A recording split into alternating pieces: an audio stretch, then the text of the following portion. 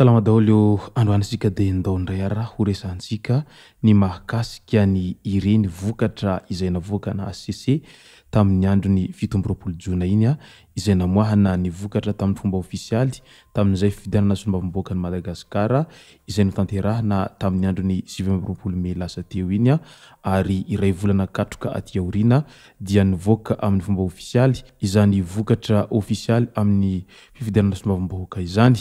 Ka maro moa ireo lesoka izay azony tsoahana tao anatiny izay fivoahany vokatra ofisialy izay ka tafiditra ao anatin'izay ny fanafofanana anireo biro fahatsaham-bato maromaro izay anireo kandida sasany izay efa nitarika vonjomaika raha ny vokatra navoakany seny kinanjo nefa taorian'ny vokatra navoakany ACC dia nitsimbadika ambony ambany hoy izany avy hatrany dia lasa tsy lany ireo kandida izay nitarika vonjomaika tamin'ny vokatra navoakany seny izay. Ka izay no fakafakaina amintsika ato anatin'ity video ity ka manasika rehetra anaraka ny video ity hatramin'ny farany azadino ny milaiky ny video antsika ary tsarovatra ny miabone amin'ny chaîne antsika mba ahafahanareo manaraka tsy tapaka ny video izay lefa any amin'ny sesy tomatawata gasy toy izao ny fanaovana azy tsy ampendely isika fa avy hatrany tonga dia vavany ndawary. Raha ny fifidianana solombavam-bahoaka no asiana resaka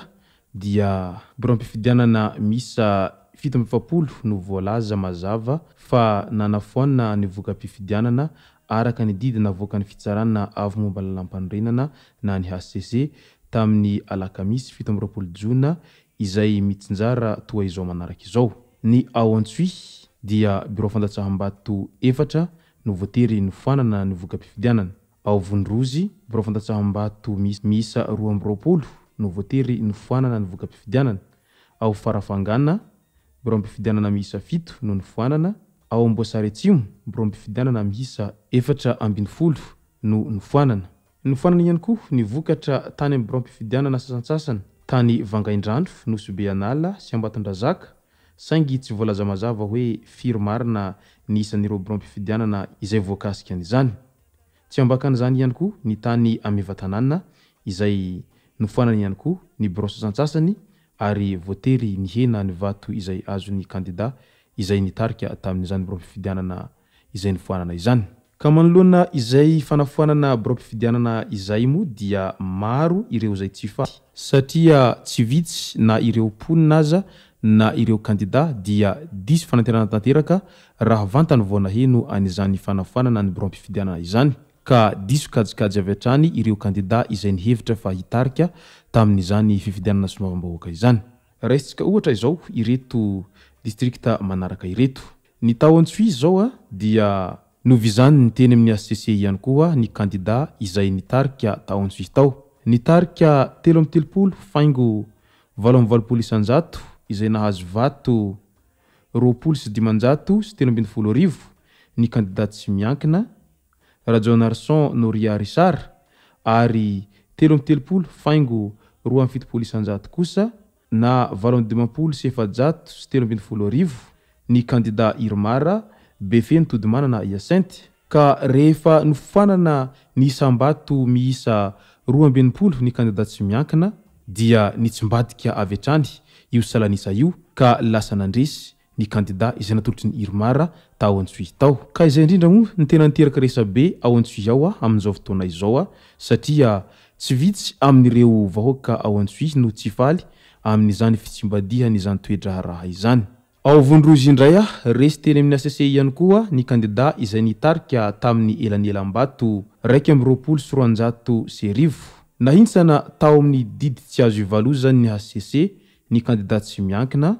Randrianasolo Volatina Pauline izay nahazo salanisa 30 roa sy 13 ny kandida mpanjakana Irmara izay Botitefy Hermanantso Odilon izay resy tao anatiny vokatra vonjomaika izay navoakany seny amin'ny salanisa 4 faingo 7 isanjato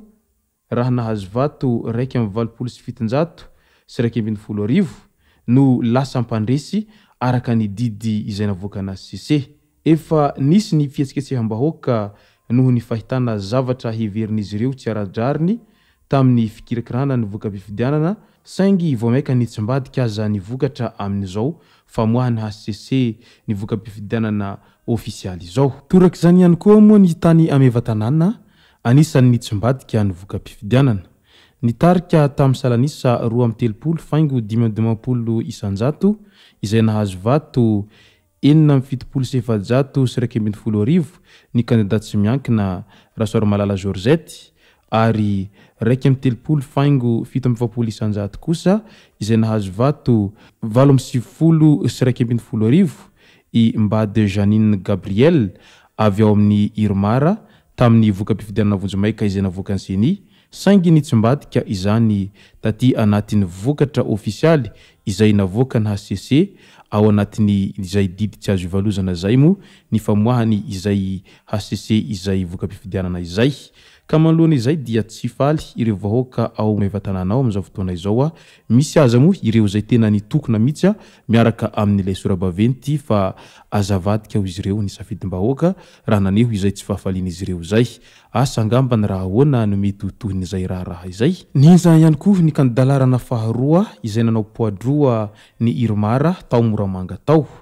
Nivadika ho poadroa ho an'ny Irmara izay notarihiny listra Razafy Mandroso sy Rajaobilina Lovaheryzo izay nahazo salanisa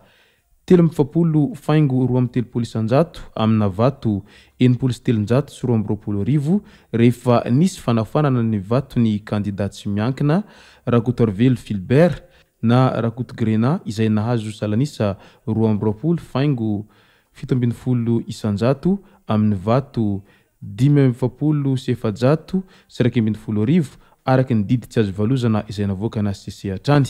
Tsara ho marihina fa tamin'ny 74 raha tsy ahivana dia nofanana ihany koa ny fifidianana ben'ny tanàna tao amin'ny komina Ambonivohitry ny Moramanga rehefa nandresy ny tim. Araka izany dia maro ny lesoka izay azo tsoahina nandritra an'izao fivoahany voka-pifidianana ofisialy izao amin'izay fifidianana sombavombahoaka izay.